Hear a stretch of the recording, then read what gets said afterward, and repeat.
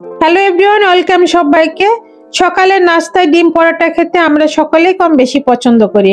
আর আজকে একটু ঘুরিয়ে বানাচ্ছি। পরোটার ভিতরে থাকবে ডিম।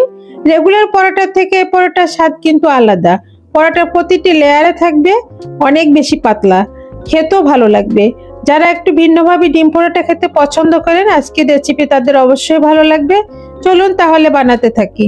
মিক্সিং বলে নিয়ে নিচ্ছি 1 কাপ আটা, স্বাদ মতো লবণ, আর দিয়ে দিব 1 টেবিল চামচ রেগুলার রান্নার তেল। তারপর সবকিছু একত্রে ময়ান দিয়ে নিব। আমি এখানে তেল ইউজ করছি। তেলের পরিবর্তে আপনারা ঘি বা বাটারও ইউজ করতে পারেন। যার হাতের কাছে যেটা থাকবে সেটা দিয়েই তৈরি করতে পারবেন। তেলটা আমাদের সব সময় হাতের কাছে থাকে, সেজন্য আমি তেলটা দিয়ে ময়ান দিয়ে থাকি। তারপর হালকা কুসুম গরম জল দিয়ে ডোটা মেখে নিব। জলটা অল্প অল্প করে দিবেন, তাতে করে ডোটা নরম হবে না, পারফেক্ট হবে। মেখে নেওয়ার পর 10 মিনিটের জন্য রেস্টে রেখে দিব। বেশি সময় লাগবে না। যদি হাতে সময় থাকে তো 10 মিনিট রাখবেন, না হলে সাথে সাথেও তৈরি করা যাবে। আর এখানে ডিমের মিশ্রণটা তৈরি করে নিব।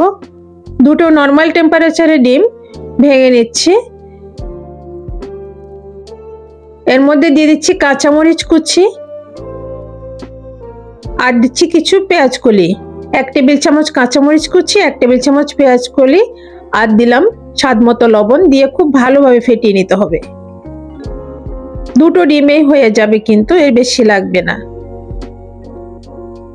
এক সাইডে এটা রেখে দিব। এদিকে 10 মিনিট পর ফিরে এলাম। আটার ডোটাও কিন্তু দেখেন সফট হয়ে গেছে। আবার একটু ভালোভাবে মথে নিব।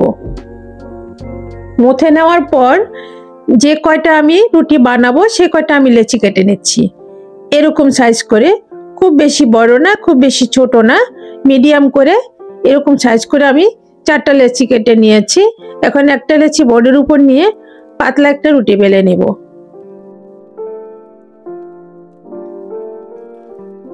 রুটিটা পাতলা বলতে একবারই আবার পাতলা না, আমরা নর্মাল যেমন রুটি খাই সেরকমই হবে, কিন্তু একটু বড় করে বেলতে হবে। রুটির পুরুত্বটা আমি দেখিয়ে দিচ্ছি কেমনটা হয়েছে দেখেন। তার উপরে তেল ছড়িয়ে দিব। পুরো রুটির উপরে এভাবে তেল দিয়ে হাত দিয়ে পুরো রুটিতে লাগিয়ে নেব।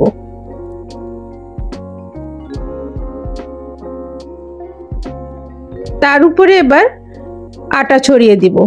পুরো রুটির উপরে এভাবে আটা ছড়িয়ে রুটিতে লাগিয়ে নেব।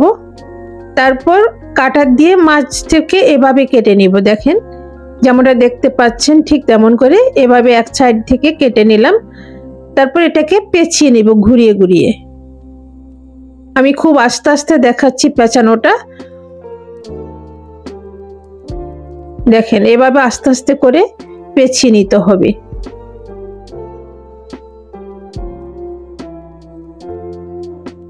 আমি খুবই আস্তে আস্তে দেখাচ্ছি বোঝার স্বার্থে, যেন বুঝতে পারেন। এভাবে পেঁচিয়ে নিতে হবে।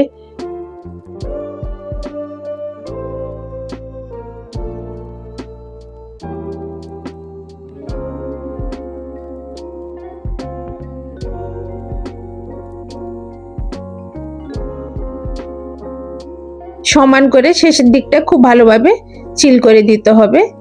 তারপর একটু রোল করে একটু সমান, মাথাটা একটু সমান করে কেটে নিতে হবে।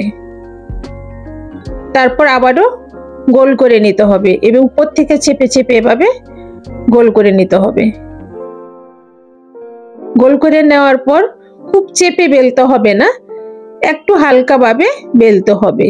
আবার খুব বেশি বড় করার এটা দরকার হবে না। ডিম পরোটাতে একটু ভারী থাকে, তাই এটা বেশি বড় করতে হবে না। এরকম বড় করলে হবে, এর বেশি বড় করার দরকার হবে না।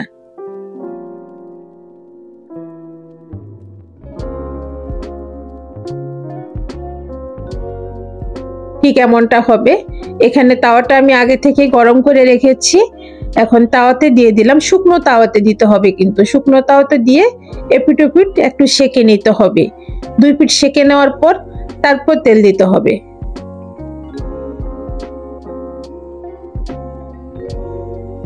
তেলটাও যে খুব বেশি লাগে তা কিন্তু না, অল্প তেলে কিন্তু এটা হয়ে যায়। সেকে নেওয়ার পর আবার উল্টিয়ে দিয়েছি। তারপর মাঝ বরাবর একটা কাঠি দিয়ে যখন এরকম ভাবে ধরবেন, দেখবেন কিছুটা আলগা হয়ে আসছে। এরই ভিতর ডিম দিয়ে দিতে হবে। তারপর আবারও এপিট এপিট একটু সেঁকে নিতে হবে। এই একইভাবে কিন্তু সবগুলো পরোটা তৈরি করে নিতে হবে। আমি সবগুলো পরোটা ভেজে সার্ভিং ডিশে তুলে নিয়েছি। দেখতেই পেলেন কত সহজে ডিম পরোটা তৈরি করা যায়। একটু ঘুরিয়ে বানালে কিন্তু খেতেও ভালো লাগে, আবার দেখতেও ভালো লাগে। আর এই ডিম পরোটা মাংসের ঝোল বা ডালের সাথে পরিবেশন করতে পারেন, খেতে ভীষণই ভালো লাগবে। আমার রেসিপিটি যদি ভালো লাগে প্লিজ আমার চ্যানেলটি সাবস্ক্রাইব করে আমার সাথে থাকবেন। ধন্যবাদ।